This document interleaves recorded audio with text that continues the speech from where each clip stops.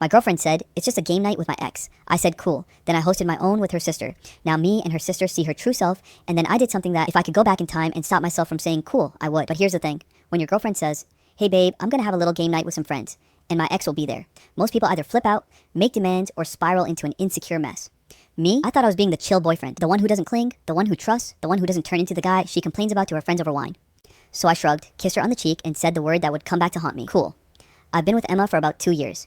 She's beautiful in that effortless, I woke up like this way, but also has the kind of smile that makes you forget what you were mad about. She's smart, funny when she wants to be, and she has this mischievous streak that usually makes life more exciting. We live together in my apartment. Technically our apartment now in a cozy neighborhood with too many coffee shops and a board game cafe we both love.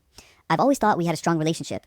Sure, there were minor arguments about laundry, my habit of leaving my PlayStation controllers everywhere, and her, accidentally, forgetting to tell me about plans until the last minute. But nothing major. Or so I thought. Her ex, Ben, was someone I'd heard about only in bits and pieces. We were together for about a year in college, she told me once, but it fizzled out. No big drama. She always described him as part of the friend group, nothing more.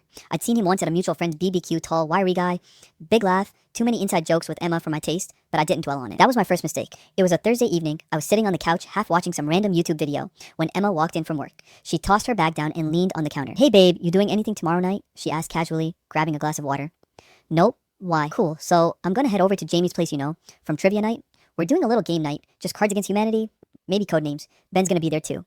She said it like she was telling me the weather forecast. I blinked. Ben as in, your ex Ben? Yeah, but it's not like that. We're all still friends, but remember, it's just a group hanging out. My brain started quietly drafting all the what-if scenarios, but instead of asking the obvious, why do you need to hang out with your ex question, I took the path of least resistance. Cool, I said, and just like that, my fate was sealed. Later that night, when Emma was in the shower, I kept thinking about it.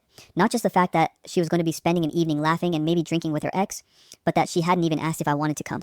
I'm not a jealous guy, at least I didn't think I was. But there's a difference between being secure and being blindsided.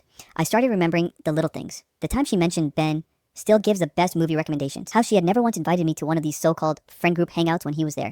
That smirk she got when his name came up, like she was in on a joke I wasn't. By the time she came out of the bathroom, my head was a carousel of questions I didn't want to ask. The next day, while she was at work, I talked to someone who would change everything. Sophie, Emma's younger sister. Now, Sophie and I have always gotten along. She's 25, 2 years younger than Emma, with the same eyes and the same sarcastic wit, but she's more, real, less polished.